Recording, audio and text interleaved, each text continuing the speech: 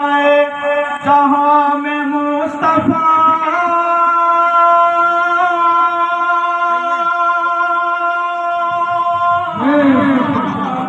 برپا انقلاب ہو گیا،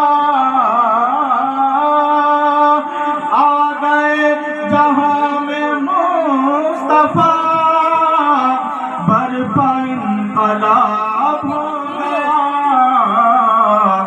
پتھروں میں جان آ گئی، پتھروں میں جان آ گئی، خار بھی گلاب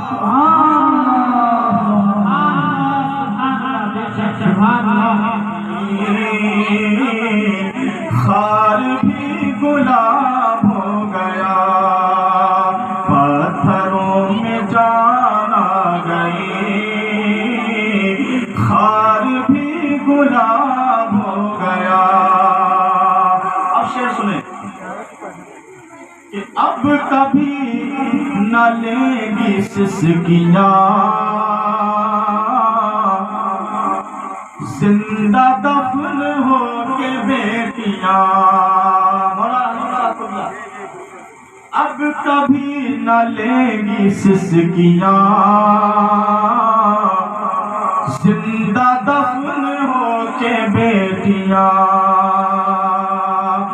اب کبھی نہ لیں گی سسکیاں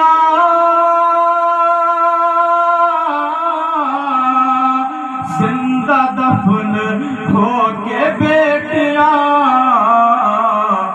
ظلمتوں کے دور چھٹ گئے، ظلمتوں کے دور چھٹ گئے، نور بے نقاب ہو گیا، ظلمتوں کے دور چھٹ گئے، نور بے نقاب ہو گیا، آ گئے جہاں میں مصطفیٰ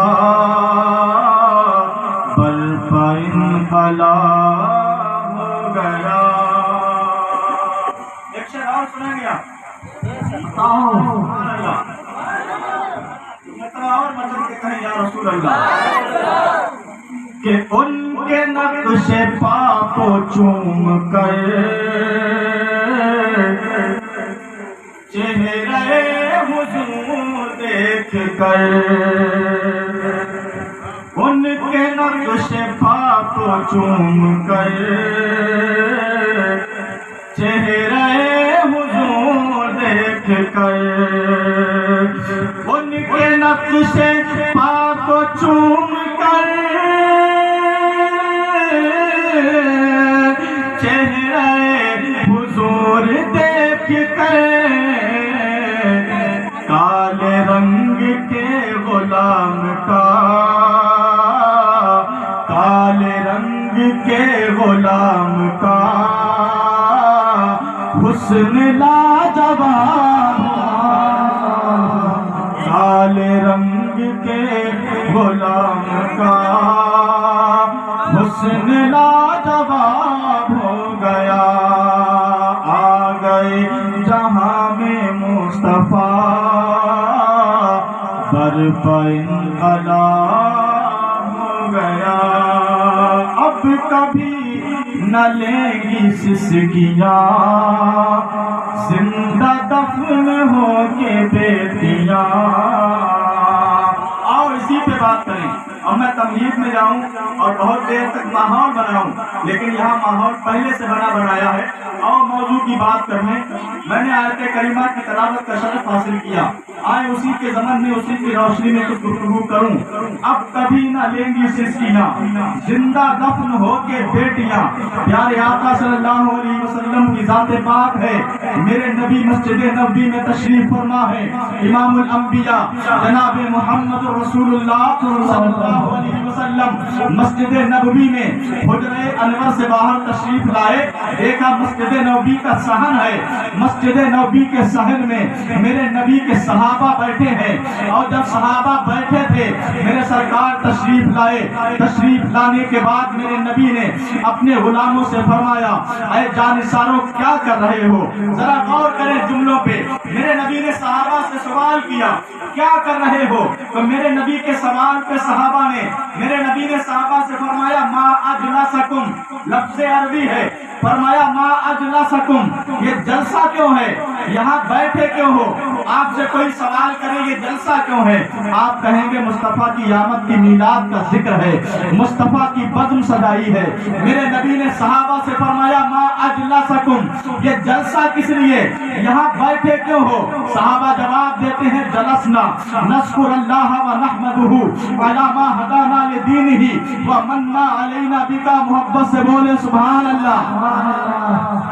करते हैं या रसूल अल्लाह, जलसना नस्कुरुल्लाह व नहमदुहु, आका हम यहाँ इसलिए बैठे हैं कि अल्लाह का जिक्र करें, उसकी तारीफ बयान करें और अल्लाह ने हमें जो हिदायत दीन अता फरमाई है इस पर उसका एहसान और उसका शुक्रिया अदा करें। और इस बात पे अल्लाह का शुक्र कर रहे हैं कि अल्लाह ताला ने आप जैसा नबी हमारे दरमियान पैदा फरमाया। सुभान अल्लाह। सहाबा कहते हैं, जलसना नस्कुरुल्लाह व नहमदुहु अला मा हदाना लिदीनिही व मन्ना अलैना बिका। हम इस बात पे अल्लाह का शुक्र अदा कर रहे हैं कि अल्लाह ताला ने आपको हमारे दरमियान पैदा फरमाया। सहाबा ने 3 बातें की। पहली बात यह की हम अल्लाह का जिक्र कर रहे हैं। दूसरी बात यह की अल्लाह ने हिदायत दीन अता फरमाई, उस पर एहसान उसका शुक्र अदा कर रहे हैं। तीसरी बात बड़ी प्यारी थी। सहाबा कहते हैं इस बात पे अल्लाह का शुक्र उसका एहसान अदा कर रहे हैं कि अल्लाह ने आपको हमारे दरमियान पैदा फरमाया। मेरे नबी ने सहाबा का जवाब सुना, उसके बाद इरशाद फरमाया, आए मेरे यारो, क्या तुम इस बात की कसम खा सकते हो?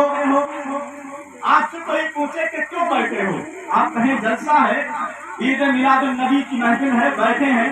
आपसे कोई कहे कसम खाओ, इसीलिए बैठे हो। मेरे नबी ने फरमाया, क्या तुम कसम खा सकते हो कि जो तुमने बताया वही कर रहे थे? सहाबा अर्ज करते हैं, हाँ या रसूल अल्लाह, हम इस बात की कसम खा सकते हैं, हमने जो बताया वही कर रहे थे और हमारी नियत भी वही है, इरादा भी वही है। मेरे नबी बाद में इरशाद फरमाते हैं, ऐ मेरे सहाबा, किसी शशपंज में मत रहना, मैंने तुमसे कसम ली है तो हैरत में मत जाना। मैंने कसम इसलिए नहीं ली है कि मुझे तुम्हारी नियतों पे शक हो गया था या मुझे तुम्हारी बातों पे यकीन नहीं था। वल्लाह मुझे तुम्हारी बात पे भरोसा है, यकीन है, लेकिन कसम इसलिए खिला रहा हूँ कि अल्लाह की कसम, तुम मस्जिद नबवी के आंगन में थे, मैं मस्जिद नबवी के हुजरे में था और जब मैं हुजरे में था तो मेरे पास जिब्रील अमीन आए। आतानी जिब्रील अलैहिस्सलाम फअखबरनी अन्नल्लाह युबाही बिकुमुल मलाइका।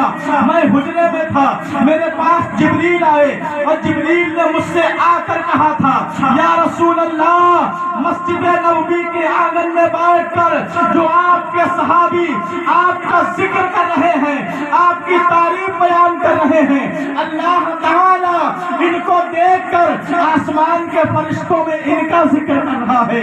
अल्लाह इनको देखकर फख्र फरमाता है और अल्लाह तबारक व तआला इरशाद फरमाता है, कितने वफादार हैं, कितने बड़े मोहब्बत वाले हैं। मैंने इनको एक नेमत अता फरमाई अपने महबूब की सूरत में, ये उसका शुक्रिया अदा कर रहे हैं।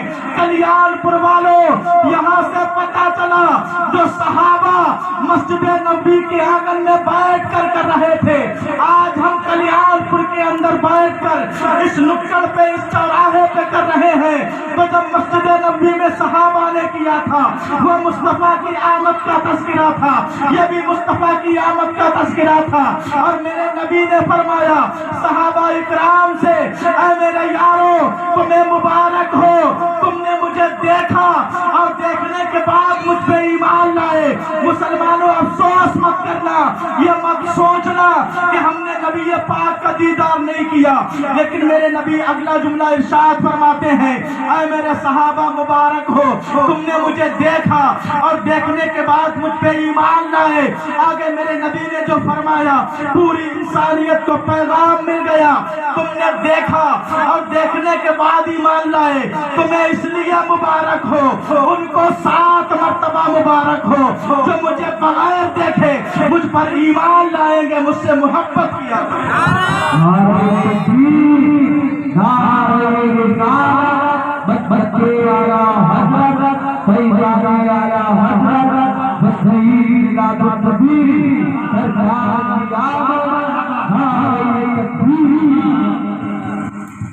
لوگ بڑے ثبوت مانگتے ہیں۔ میاں میلاد النبی کا جشن منانے کا ثبوت کیا ہے؟ جھنڈے لگانے کا ثبوت کیا ہے؟ میں نے حدیث کرسی اٹھا کر دیکھو، اللہ نے محبوب کی آمد کے تعلق سے خانہ کعبہ پہ جھنڈا لگایا، اللہ نے محبوب کی آمد کے جشن میں جو زمین کی سمتیں ہیں ان سمتوں پہ اللہ نے جھنڈے لگائے، آسمان پہ جھنڈا لگایا گیا۔ تو پھر بولے کہ یہ ہر سال منانے کا تعلق کیوں ہے؟ یہ تفسیر کس لیے؟ یہ متواتر یہ معاملات کیوں کر رہے ہو؟ تو میں نے کہا وہ صحابہ سے پوچھیں، اللہ نے قرآن میں فرمایا قل بفضل اللہ برحمتہ فلیفرحوا هو خیر مما یجمعون، جب اللہ کے فضل کو پاؤ یا اس کی رحمت کو پاؤ تو خوشیاں منایا کرو اور اس انداز سے منایا کرو کہ تم سب اکٹھا ہو جاؤ اور اللہ و رسول کا ذکر کیا کرو۔ سبحان اللہ۔ آج لوگوں کو بڑا اعتراض ہے عید میلاد النبی کے تعلق سے، آپ بڑے خوش نصیب لوگ ہیں۔ ایک بات عرض کر دوں، گاؤں کے لوگ بڑے مخلص ہوا کرتے ہیں، بڑے سیدھے اور بڑے سادہ نہ ہوا کرتے ہیں، لیکن ایک بات میں نے اکثر دیکھی ہے، گاؤں کے لوگوں میں محبت بڑی پائی جاتی ہے، گاؤں کے لوگوں کے اندر محبت بڑی ہوا کرتی ہے۔ یہ لوگ اپنے وعدے کے بڑے پکے ہوتے ہیں، دھوکہ نہیں دیتے۔ تو ہم مسلمان ہیں، ہم چاہے جہاں رہیں، زمین کے جس حصے پہ رہیں، زمین کے جس گوشے پہ رہیں، جہاں رہیں گے، جب میلاد النبی کا ذکر آئے گا تو آقا کی میلاد کا جشن سجایا جائے گا اور اس انداز سے پوری دنیا کو یہ پیغام دے گے، یا رسول اللہ کے نعرے سے ہم کو پیار ہے، یا رسول اللہ کے نعرے سے ہم کو پیار ہے، جس نے یہ نعرہ لگایا اس کا بیڑا پار ہے، جس نے یہ نعرہ لگایا اس کا بیڑا پار ہے۔ یہ میلاد النبی کا مزاج کہاں سے ملا ہے؟ آؤ پھر وہیں چلیں، مسجد نبوی کا صحن ہے، صحابہ بیٹھے ہیں، مجلس صحابہ ہے، میرے نبی کریم صلی اللہ علیہ وسلم تشریف لائے اور صحابہ اکرام کے درمیان میرے نبی نے تشریف رکھی تو صحابہ عرض کرنے لگے، یا رسول اللہ آپ دنیا میں نہ آئے تھے، ہمارا حال بڑا برا تھا، سرکار آپ آئے ہمیں ایمان کی دولت مل گئی، آپ آئے تو قرآن مل گیا، آپ آئے تو اخلاق جیسی عظیم نعمت مل گئی، آقا آپ نہ آئے تھے، ہم انسان ہونے کے بعد بھی ہمارے اندر انسانیت نہیں پائی جاتی تھی، سرکار ہم اپنے گلستان کی کلیوں کو مسل دیا کرتے تھے، کوئی کھڑا ہوا تو کھڑے ہونے کے بعد عرض کرنے لگا، یا رسول اللہ آپ آئے تو زندگی گزارنے کا سلیقہ مل گیا، ورنہ نہ کھانے کا شعور تھا، نہ ہمیں پینے کا شعور تھا، نہ چلنے کے آداب جانتے تھے، نہ سونے کا طریقہ پتا تھا۔ کوئی صحابی کھڑا ہوا عرض کرنے لگا، یا رسول اللہ ہم وحشیوں کو کوئی نہیں جانتا، لیکن آپ آئے تو ہم میں سے کوئی بلال بن گیا، آپ آئے تو ہم میں سے کوئی اویس بنے گا۔ یہ رسول اللہ کے صحابہ ہیں، ایک بڑی لمبی عمر کے صحابی کھڑے ہوئے، کھڑے ہونے کے بعد عرض کرتے ہیں، یا رسول اللہ اگر آپ اجازت دیں تو غلام بھی کچھ کہنا چاہتا ہے۔ اشارہ ابرو ہوا، میرے نبی نے فرمایا کیا کہنا چاہتے ہو؟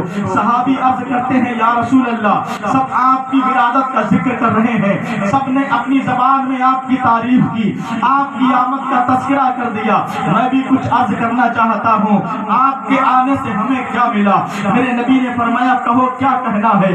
صحابی عرض کرتے ہیں، یا رسول اللہ آپ آئے تو ہمیں زندگی کا شعور مل گیا، ورنہ ہم وحشی درندے تھے، سرکار اپنے گلستان کی کلیوں کو مسل دیا کرتے تھے۔ نبی نے فرمایا کیا کہنا چاہتے ہو؟ صحابی عرض کرتے ہیں، یا یا رسول اللہ میں ایک تاجر تھا اور میرے معاملات یہ تھے، کبھی اس ملک میں تجارت کے لیے جاتا تھا، کبھی اس ملک میں تجارت کے لیے جاتا تھا، کبھی فلاں ملک میں جاتا تھا، اور اللہ تعالیٰ نے مجھے 6 بیٹیاں عطا فرمائی تھیں، لیکن آقا 6 بیٹیاں اللہ نے مجھے عطا فرمائی، لیکن آج دنیا میں کوئی موجود نہیں ہے۔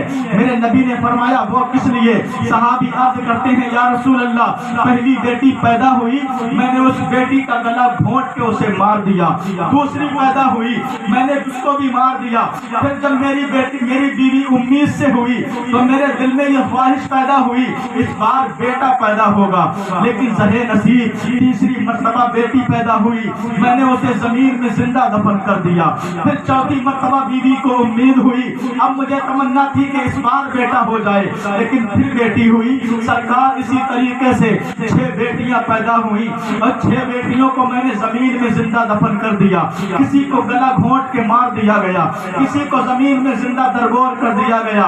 آج دنیا میں کوئی نہیں۔ یا رسول اللہ 7ویں مرتبہ جب میری بیوی 19 سے ہوئی، میری بیوی کے شکم میں میرا بچہ تھا، آقا میں ایک سفر پہ جانے لگا، سفر پہ نکلتے وقت میں نے اپنی بیوی کو اپنے قریب بلایا اور سفر کے آخری معاملات پہ بات کی، اور میں نے اپنی بیوی کو سمجھاتے ہوئے کہا تھا اے میری شریک حیات اس بار کا سفر لمبا ہو سکتا ہے۔ بیوی نے اپنی آنکھوں میں آنسو بھر کر کہا تھا آپ کی جدائی مجھ سے برداشت نہیں ہوگی، لیکن تجارت کے معاملات ہیں، آپ کو روک بھی تو نہیں سکتی۔ یا رسول اللہ میں نے اپنی بیوی سے کہا تھا 1 سال کا عرصہ لگ جائے گا واپس آتے آتے، لیکن سنو ایک نصیحت کر کے جا رہا ہوں، تمہارے پیٹ میں جو بچہ پل رہا ہے اگر یہ بچہ پیدا ہو اور پیدا ہونے کے بعد جب یہ بچہ بیٹے کی صورت میں آئے تو ایسا کرنا پورے عرب میں خوشیاں منانا،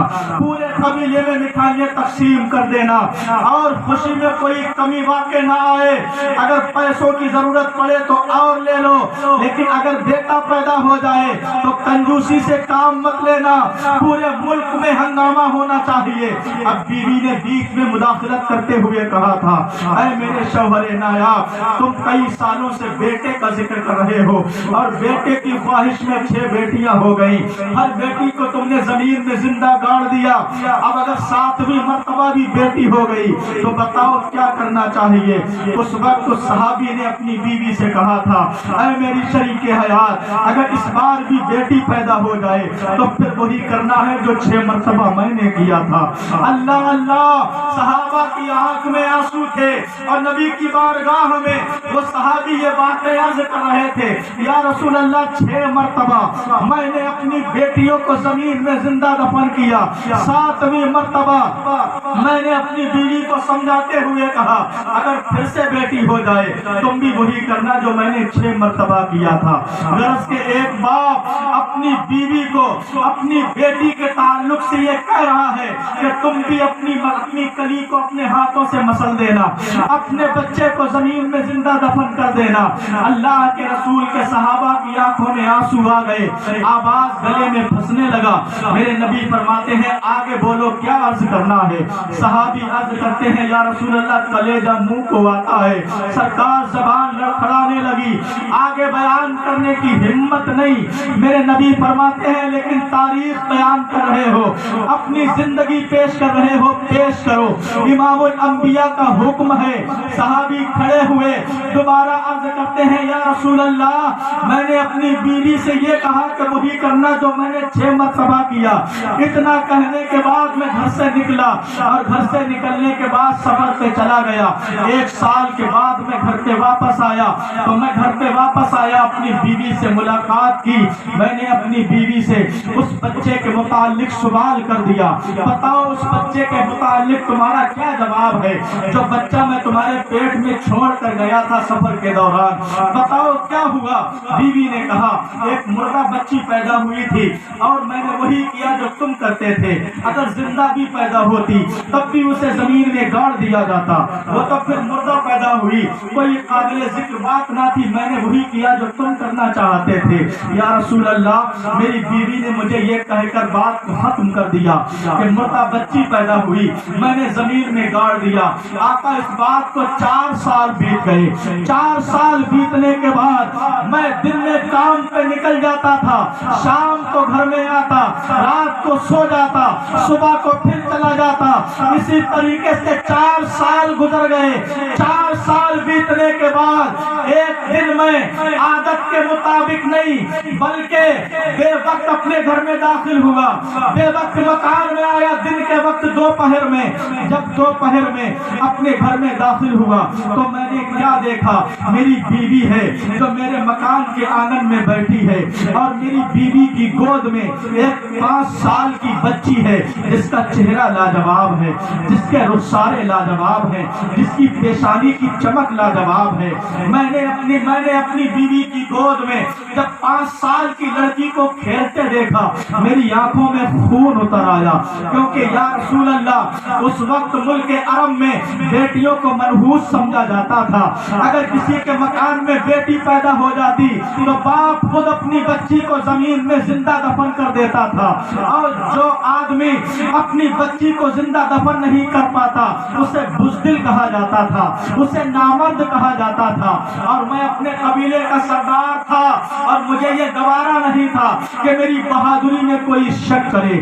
یا رسول اللہ، جب میں نے اپنی بیوی کی گود میں 5 سال کی بچی کو مسکراتے دیکھا، اپنی بیوی سے سوال کر دیا یہ لڑکی کون ہے؟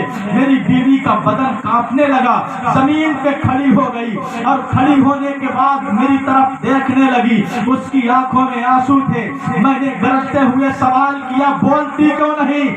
بتا اس بچی سے تیرا تعلق کیا ہے، تیرا رشتہ کیا ہے؟ یا رسول اللہ، جب میں نے اتنا کہا تو میری بیوی نے میرے قدموں کو تھام لیا اور لجاتے ہوئے گڑ گڑاتے ہوئے مجھ سے کہنے لگی تھی اے میرے شوہر سنو، میں نے تم سے ایک جھوٹ بولا تھا، وہ جھوٹ یہ ہے کہ 4 سال پہلے میں نے کہا تھا کہ مردہ بچی پیدا ہوئی، بلکہ وہ بچی مردہ نہیں پیدا ہوئی تھی، یہ وہی بیٹی ہے جسے میں نے 4 سال پہلے مردہ کہہ کر بات کو ختم کر دیا تھا، یہ وہی بیٹی ہے۔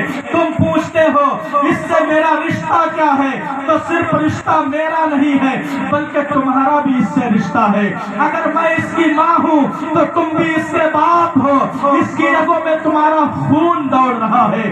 صحابی عرض کرتے ہیں یا رسول اللہ، اتنا سننے کے بعد میرا پارا اور ہائی ہو گیا اور خون کھول گیا، میری آنکھوں سے چنگاریاں نکلنے لگی کہ مجھ سے جھوٹ بولا گیا، اتنا بڑا فریب، اتنا بڑا دھوکہ کہ میرے آنگن میں نحوست پالی جا رہی ہے۔ 4 سال سے میری ہی بیٹی کو مجھ سے چھپا کے رکھا جا رہا ہے، اور صرف اس لیے کہ میں اپنی بیٹی کو اپنے ہاتھوں سے زندہ دفن نہ کر دوں۔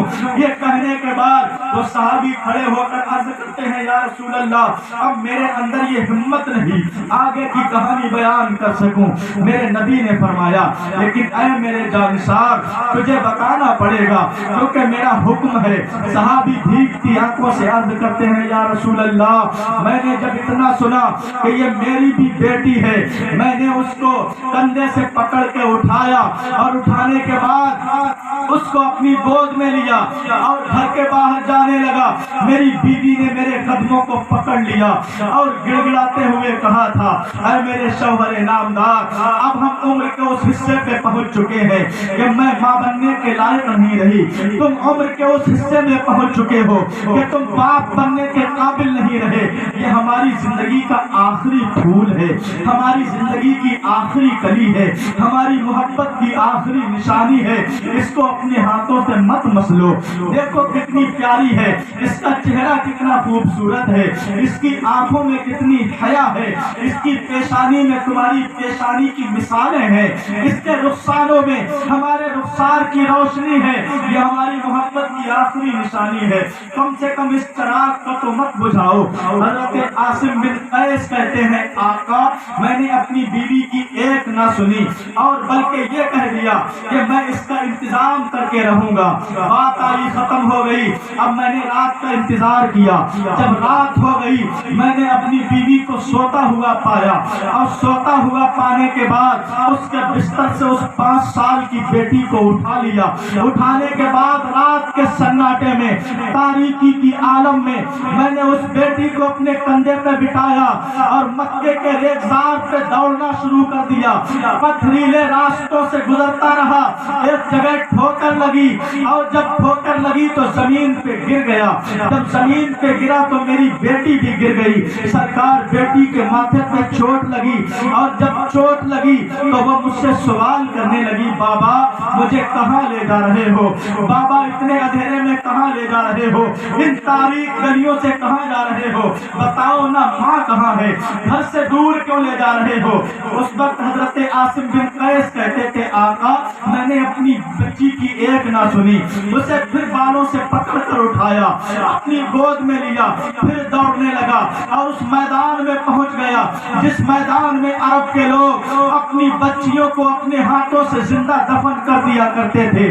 یا رسول اللہ میں اس میدان میں گیا، اس میدان میں جانے کے بعد اپنی بیٹی کو زمین پہ بٹھایا، بٹھانے کے بعد اپنے انہی ہاتھوں سے میں نے زمین میں قبر کھودی۔ قبر کھودنے کے بعد جب میں قبر کھود رہا تھا تو میری بیٹی جو تھی میرے کپڑوں سے مٹی کو صاف کرتی تھی اور کہتی تھی بابا زمین پہ گڑھا کیوں بنا رہے ہو؟ دیکھو نا تمہارے کپڑوں کو مٹی لگ رہی ہے، اپنے کپڑوں کو گندا کیوں کر رہے ہو؟ لیکن اس بیچاری کو کیا پتا یہ گڈھا کوئی عام گڈھا نہیں ہے، یہ وہی گڈھا ہے جس گڈھے میں اس ننھے کے پھول کو مسلنا ہے۔ حضرت عاصم بن قیس کہتے ہیں یا رسول اللہ میری بیٹی کہتی تھی بابا بڑی محنت کر رہے ہو زمین پہ گڑھا کھودنے میں، دیکھو نا تمہارے ہاتھوں میں زخم آنے لگے ہیں۔ وہ میری 5 سال کی بیٹی گڑھا کھودنے میں میری مدد کرنے لگی، لیکن یا رسول اللہ جب میں نے اس گڑھے کو مکمل کھود لیا، اپنی بیٹی کو کندھوں سے اٹھایا اور اٹھانے کے بعد اسی گڑھے میں پھینک دیا، جب وہ بیٹی گڑھے کے اندر گری تو پھر آواز دیتی تھی بابا مجھ سے کیا قصور ہو گیا، کیا غلطی ہوئی تھی، تم نے مجھے گڑھے میں اٹھا کر پھینک دیا، کیا میں نے آپ کا کچھ بگاڑا تھا، کیا آپ کی شان میں کبھی گستاخی کی ہے، کیا میں نے آپ کی کبھی نافرمانی کی تھی، مجھے ماں سے دور کیوں لے آئے، اس گڑھے میں کیوں پٹک دیا؟ حضرت عاصم بن قیس کی آواز گلے میں پھنسنے لگی۔ میرے نبی فرماتے ہیں آگے بیان کرو۔ حضرت عاصم بن قیس عرض کرتے ہیں یا رسول اللہ میں اس بیٹی کو گلے میں پھینکنے کے بعد مٹی ڈالنے لگا، جب میں اس بچی کے اوپر مٹی ڈالتا تھا تو یا رسول اللہ وہ مٹی سے بچاؤ کے لیے کبھی ادھر کروٹ بدل لیتی، میں پھر مٹی ڈالتا تو وہ مٹی سے بچنے کے لیے ادھر کروٹ بدل لیتی۔ میں نے دیکھا اگر یہ کروٹیں بدلتی رہی تو بہت سارا وقت بیکار ہو جائے گا، میں اپنے مقصد میں کامیاب نہیں ہو پاؤں گا۔ آقا میں نے نگاہ اٹھا کر دیکھا اسی چٹیل میدان میں ایک بڑا سا پتھر رکھا ہوا تھا۔ یا رسول اللہ میں دوڑ کر گیا، اس پتھر کو اٹھا لایا اور اٹھانے کے بعد میں نے اس پتھر کو اپنے ہاتھوں میں بلند کیا اور کھڑے ہو کر اس قبر کے کنارے میں نے پوری طاقت سے اس پتھر کو اس گڑھے میں پھینکا۔ یا رسول اللہ وہ پتھر میری 5 سال کی بچی کے سر پہ لگا، خون کا فوارہ چھوٹا، آخری چیخ بلند ہوئی اور میری بچی کی آواز ہمیشہ کے لیے دفن ہو گئی، اور میں اپنے سینے کو چوڑا کر کے اپنے یہ کام کو انجام دینے کے بعد واپس ہونے لگا. جب میں واپس ہو رہا تھا مجھے بڑا فخر ہو رہا تھا. نحوست کو دفن کر دیا گیا, ناپاکی کو میں دفن کرایا ہوں, منحوسیت کو دفن کرایا ہوں. اب دیکھوں اب ملک عرب میں کون مجھے بزدل کہے گا, کون مجھے منحوس کا باپ کہے گا. جو میرے دامن پہ داغ لگ رہا تھا آج میں نے اپنے دامن سے اس داغ کو چھڑا دیا ہے. لیکن یا رسول اللہ جب میں قبر سے واپس لوٹنے لگا اپنے گھر کی طرف جا رہا تھا, پیچھے سے آواز آ رہی تھی, بابا میرے سر پہ پتھر کیوں مار دیا. بابا دیکھو نا میرا چہرہ تمہارے چہرے سے کتنا ملتا تھا, دیکھو میرے سر سے خون بہنے لگا ہے. بابا مجھے اکیلا چھوڑ کر کہاں جا رہے ہو, کیا امی کے پاس مجھے نہیں لے جاؤ گے. یا رسول اللہ جب میں نے پیچھے مڑ کر دیکھا تو آواز لگانے والا کوئی نظر نہیں آیا. میں سمجھ گیا یہ وہی آوازیں ہیں جو میری بیٹی قبر میں کہہ رہی تھی, اب وہی آوازیں میرے کانوں میں گردش کر رہی ہے. میں اپنے گھر آیا اور گھر آنے کے بعد پھر میں نے اپنی زندگی کو اسی طریقے سے گزارا. اتنا کہنے کے بعد صحابہ بیٹھ گئے اور بیٹھنے کے بعد اتنا روئے حضرت عاصم بن قیس کے کپڑے آنسوؤں سے بھیگنے لگے. میرے نبی کی آنکھوں میں صحابہ نے دیکھا. اپنے صحابہ کی گفتگو سننے کے بعد میرے آقا کی پوری داڑھی آنسوؤں سے تر تھی. پھر میرے سرکار کھڑے ہوئے, ارشاد فرمایا, اے میرے جانثارو میرے آنے سے پہلے تمہیں جتنا ظلم کرنا تھے تم نے کر لیے. شیطان نے تم سے جو کروانا تھا وہ کروا چکا, لیکن اب سنو آج کے بعد ایسا نہیں چلے گا.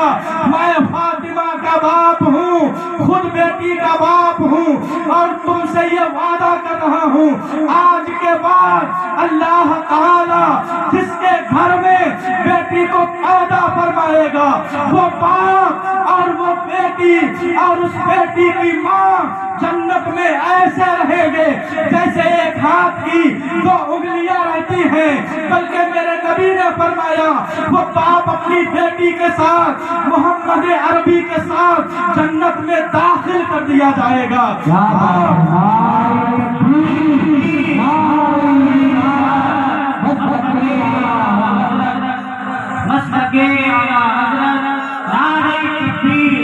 شان مصطفیٰ, عظمت مصطفیٰ, ولادت مصطفیٰ, نعرہ تکبیر, نعرہ رسالت.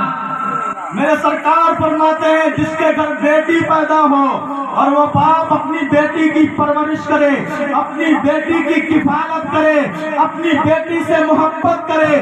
سرکار فرماتے ہیں میں محمد تمام نبیوں کا امام تم سے یہ وعدہ کرتا ہوں جو بیٹیوں سے محبت کرے گا اس باپ کو اللہ تعالی میرے ساتھ جنت میں داخل فرمائے گا. اب مجھے کہنے دیا جائے, بریلی کے امام نے جب اس حدیث کو پڑھا تو قلم اٹھایا, بریلی کا مجدد پکار اٹھا, واہ کیا جود و کرم ہے شہ فتح تیرا, نہیں سنتا ہی نہیں مانگنے والا تیرا. حضرت پکار اٹھے, سب سے اولا و اعلیٰ ہمارا نبی, سب سے بالا وہ بالا ہمارا نبی. کون دیتا ہے دینے کو, وہ چاہیے دینے والا ہے سچا.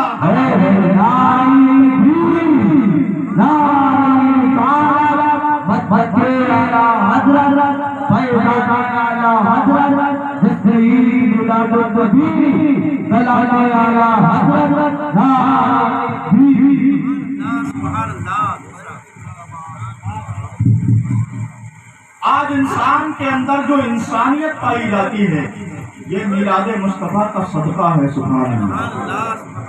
ورنہ یہ وہ دور میں نے آپ کے سامنے پیش کیا کہ باپ خود اپنی بیٹی کو زمین میں زندہ دفن کر رہا تھا. تو صحابہ عرض کرتے ہیں آقا آپ آئے تو ہمارے اندر انسانیت آ گئی. سبحان اللہ. آج ہمارے سروں پہ ٹوپیاں، ہمارے چہروں پہ داڑیاں، ہماری زبان پہ درود پاک سبحان اللہ ماشاء اللہ کے نغمات ہیں، یہ سب میلاد مصطفیٰ کا صدقہ ہے سبحان اللہ۔ بلکہ حقیقت یہ ہے آج پوری دنیا جو اپنے وجود پہ قائم ہے یہ اللہ کے رسول کی آمد کا صدقہ ہے۔ اگر نبی نہ آتے تو کائنات کو وجود زندگی نہ ملتا، کائنات کو وجود نہ بخشا جاتا۔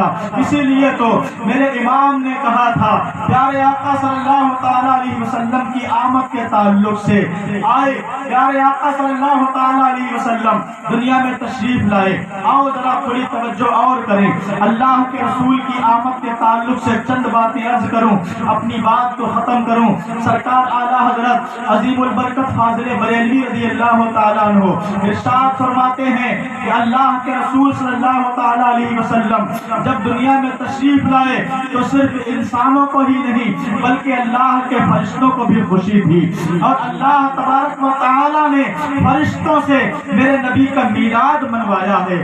جس نبی کا میلاد فرشتے مناتے ہوں، ہم تو ان کے امتی ہیں، ہم انسان ہیں، تو فرشتوں نے جب اللہ کے رسول کا میلاد منایا تھا۔ ایک بات آپ کو اور بتا دوں، آج ہم اللہ کے رسول کے غلام ہونے کا دعویٰ کر رہے ہیں، کلمہ گو ہیں، کلمہ پڑھتے ہیں، اگر کوئی کلمہ پڑھنے کے بعد مصطفیٰ کے میلاد کا ذکر کرے تو لوگ کہتے ہیں اس میں حیرانی کیا ہے، میاں جو جس سے محبت کرتا ہے وہ اس کی بات کرے گا۔ آؤ آپ کے سامنے تاریخ پیش کر دوں، آپ کہیں گے میلاد مصطفیٰ سے ملتا کیا ہے؟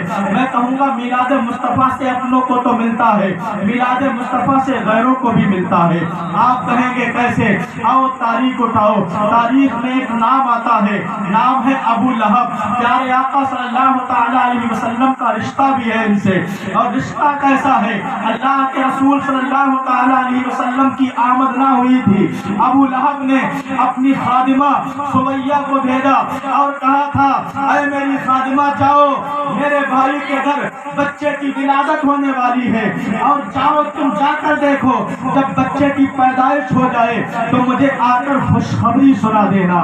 یہ ابو لہب کی بیٹی، ابو لہب کی خادمہ لونڈی جب اللہ کے رسول صلی اللہ علیہ وسلم کے والد محترم حضرت عبداللہ کے مکان میں گئی اور پیارے آقا صلی اللہ تعالیٰ علیہ وسلم دنیا میں تشریف لے آئے تو یہ ابو لہب کی خادمہ سمیہ آئی دوڑ کر آنے کے بعد اپنے مالک کو خوشخبری سنانے لگی، مبارک ہو تمہارے بھائی کے یہاں بیٹا پیدا ہوا ہے۔ اس کے بعد ابو لہب نے کیا کیا؟ دور سے دیکھ کر اپنے ہاتھ کی 2 انگلیوں کو اٹھایا اور اشارہ کر دیا، جا تو نے مجھے خوشخبری سنائی، اس خوشخبری سنانے کے عوض میں نے تجھے غلامی سے آزاد کر دیا۔ اب آؤ آگے تاریخ پڑھو تو پتہ چلے گا۔ ابو لہب کے بارے میں علماء فرماتے ہیں ابو لہب مرا، اور کون ابو لہب؟ جن کے تعلق سے اللہ نے قرآن میں سورت نازل کی ہے تبت یدا ابی لہب و تب، اور ایسا اللہ کے رسول کا دشمن تھا، رشتے میں بھی منسوب ہے اور دشمنی بھی کرتا تھا، اور ایسا دشمن تھا جس کی دشمنی کا ذکر اللہ نے قرآن میں کیا ہے۔ لیکن آپ کو جس طرف لے جانا چاہتا ہوں، بتانے کا مقصد یہ ہے ابو لہب کے بارے میں لکھا گیا جب وہ مرنے کے بعد اس کو کسی نے خواب میں دیکھا اور دیکھ کر پوچھا تھا اے ابو لہب یہ بتا تیرے ساتھ اللہ نے کیا معاملات کیے، آخر تیرا حشر کیا ہوا، کیسا ہے؟ ابو لہب نے جواب دیا میری قبر میں نیچے بھی آگ ہے، اوپر بھی آگ ہے، ادھر بھی آگ ہے، ادھر بھی آگ ہے، آگے بھی آگ ہے، پیچھے بھی آگ ہے، پاؤں میں جوتیاں بھی آگ کی ہیں، بدن پہ کپڑے بھی آگ کے ہیں، چاروں طرف جہنم کی آگ ہے، آگ میں جلایا جاتا ہوں، آگ میں کھولتا پانی دیا جاتا ہے، آگ سے ابلتا کھانا کھلایا جاتا ہے، ہر طرف جہنم کا عذاب ہے۔ اس کے بعد ابو لہب خواب میں جواب دیتا ہے لیکن سنو ایک بات بتاؤں، میں جہنم کی آگ میں جھلس رہا ہوں، لیکن ہفتے میں ایک دن ایسا آتا ہے اللہ تعالیٰ میرے عذاب میں کمی فرما دیتا ہے، اس عذاب کو کم کر دیا جاتا ہے، عذاب ختم تو نہیں ہوتا لیکن عذاب میں کمی کر دی جاتی ہے۔ پوچھنے والے نے پوچھ لیا وہ کون سا دن ہے؟ ابو لہب نے کہا وہ پیر کا دن ہے، پیر کے دن میرے عذاب میں تخفیف کر دی جاتی ہے۔ پوچھنے والے نے پوچھا وہ کس لیے؟ تو ابو جہل نے جواب دیا پیر کے دن مصطفیٰ کریم پیدا ہوئے تھے اور اللہ کے رسول کی ولادت پیر کے دن ہوئی تھی، اسی لیے پیر کے دن میرے عذاب میں تخفیف کر دی جاتی ہے۔ آگے ابو لہب نے خواب دیکھنے والے کو جواب دیا سنو، پیر کا دن آتا ہے تو میری 2 انگلیوں سے ٹھنڈے پانی کے دھارے نکلتے ہیں اور ان پانی کے دھاروں سے جہنم کی آگ کی گرمی کچھ حد تک ٹھنڈی ہونے لگتی ہے، میرے عذاب میں تخفیف ہو جاتی ہے۔ ابو لہب نے کہا تھا وہ اس لیے جب نبی پیدا ہوئے تو نبی کی ولادت کی خوشی میں نے انہی 2 انگلیوں کو اٹھا کر اپنی خادمہ سمیہ کو آزاد کیا تھا، تو اللہ تعالیٰ نے میری ان 2 انگلیوں میں یہ کمال پیدا فرما دیا، ان انگلیوں سے پانی کے چشمے نکلتے ہیں، جہنم کے عذاب میں تخفیف کر دی جاتی ہے۔ اب مجھے کہنے دیا جائے اگر کوئی یہ کہے مصطفیٰ کے میلاد سے ملتا کیا ہے تو جواب دے دینا ارے جو اپنوں کو ملتا ہے اس کی بات تو بعد میں کریں گے۔ ابو لہب میرے نبی کا دشمن ہے اور ابو لہب نے میرے نبی کی ولادت کے سلسلے میں اپنی خادمہ کو آزاد کیا تھا، اور جب خادمہ کو آزاد کر دیا اس آزاد کرنے کے تعلق سے اللہ تعالیٰ نے اس کے عذاب کو کم کر دیا۔ ارے جب غیروں کے ساتھ یہ معاملات ہیں ہم تو ان کے غلام ہیں، اگر ہم میلاد کا جشن منائیں گے، جھنڈوں کو لگائیں گے، محفل میلاد کو کرائیں گے تو جو خدا مصطفیٰ کی ولادت کی خوشی میں غیروں کو عطا کر رہا ہے وہ اپنے بندوں کو کیا کچھ عطا نہیں کرے گا۔ آئی ہے دنیا میں جب جب عید میلاد رسول کوئی ہے دنیا کا سبزم، عید میلاد رسول ایک پلے میں وہ دونوں، ایک پلے میں یہ ایک، دونوں عیدوں سے ہے افضل عید میلاد رسول۔ مسلمانوں یہ بڑا حسین موقع ہے، ہم وہ لوگ ہیں کہ جن سے زندگی میں زیادہ اعمال نہیں ہو پاتے، لیکن جب اللہ کے رسول صلی اللہ علیہ وسلم کا نام آتا ہے تو ہر مومن کا سینہ فخر سے چوڑا ہوتا ہے، محبت رسول امنگیں لیتی ہے کہ ہم اس رسول کے نام لیوا ہے کہ جو رسول دنیا میں آئے تو دنیا کو نظام زندگی مل گیا، دنیا کو شعور مل گیا، کائنات کا چہرہ نکھر گیا، ظلمت کدے نور سے منور ہونے لگے۔ یہ نبی کی آمد کا مرحلہ ہے، اللہ کے رسول دنیا میں تشریف لا رہے ہیں۔ آؤ آخری بات عرض کر دوں، اللہ نے قرآن کریم میں ارشاد فرمایا میرے مصطفیٰ کے تعلق سے قد جاءکم من اللہ نور، تحقیق کہ تمہارے طرف اللہ کی طرف سے ایک نور آ گیا۔ قرآن نے میرے نبی کو نور کہا، آؤ اس بات میں تحقیق کریں، قرآن نے نور کہا ہے آخر ہم نے کہاں تک سمجھا ہے؟ میں نے کہا میاں قرآن نے نور کہا ہے، آؤ اس میں تحقیق کریں تو حضرت آدم کی تاریخ یاد آ گئی۔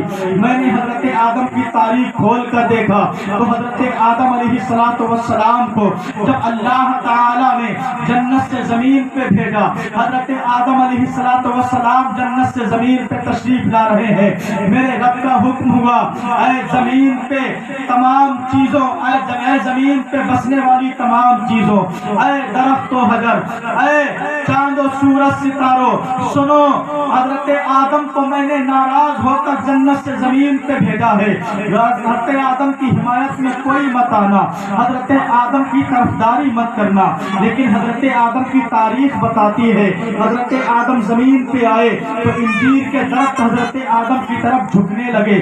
میں نے انجیر کے درختوں سے کہا اے انجیر کے درختوں، اللہ نے حکم دیا تھا حضرت آدم کی کوئی طرفداری نہ کرے، لیکن حضرت آدم کی طرف تم کیوں جھکنے لگے؟ انجیر کے درختوں نے کہا تھا ہم حضرت آدم کی طرف نہیں جھکے تھے، بلکہ حضرت آدم کی پیشانی میں جو نور محمدی چمک رہا تھا ہم اس نور کا دیدار کرنے کے لیے جھکے تھے۔ پتہ چلا اللہ کے قرآن نے مصطفیٰ کو نور کہا، حضرت آدم کی تاریخ نے بھی مصطفیٰ کو نور کہا۔ آؤ حضرت حلیمہ سے پوچھتے ہیں تم نے نبی کو کیسا پایا؟ تاریخ حلیمہ اٹھا کر دیکھو، حضرت حلیمہ فرماتی ہے میں نے مصطفیٰ کریم کو گود میں لیا، نبی کی آنکھوں سے نور نکلا، اور جب مصطفیٰ کی نظروں سے نور نکلا میری زندگی نورانی ہو گئی۔ حضرت حلیمہ نے مصطفیٰ کو نور کہا، قرآن نے مصطفیٰ کو نور کہا۔ جب سب نے نور کہہ دیا تو بریلی کی ٹوٹی چٹائی پہ بیٹھنے والا امام احمد رضا نے اپنے قلم کو اٹھایا، قصیدہ نور لکھ دیا۔ میرے امام فرماتے ہیں صبح طیبہ میں ہوئی بٹتا ہے باڑا نور کا، صدقہ لینے نور کا، آیا ہے تارا نور کا، میں گدا تو بادشاہ بھر دے پیالہ نور کا، نور دن دونا تیرا دے ڈال صدقہ نور کا۔ یا رسول اللہ تیری نسل پاک میں ہے بچہ بچہ نور کا، تو ہے عین نور تیرا سب گھرانا۔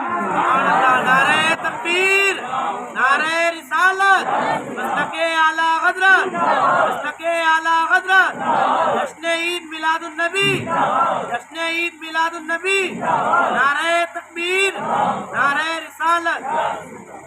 رب کی بارگاہ میں دعا ہے مولا تعالی ہم سب کو اپنے محبوب صلی اللہ علیہ وسلم کی ولادت کا جشن منانے کی توفیق عطا فرمائے، اور پوری زندگی آمد مصطفیٰ پہ خوشیوں کا اظہار کرو، اللہ کے رسول کا جشن مناؤ، کیونکہ اللہ نے اسی نبی کے وسیلے سے ہمیں سب کچھ عطا فرمایا۔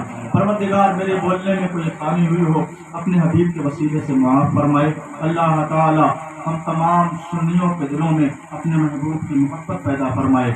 وآخر دعوانا ان الحمد للہ رب العالمین۔ السلام علیکم ورحمۃ اللہ تعالی وبرکاتہ۔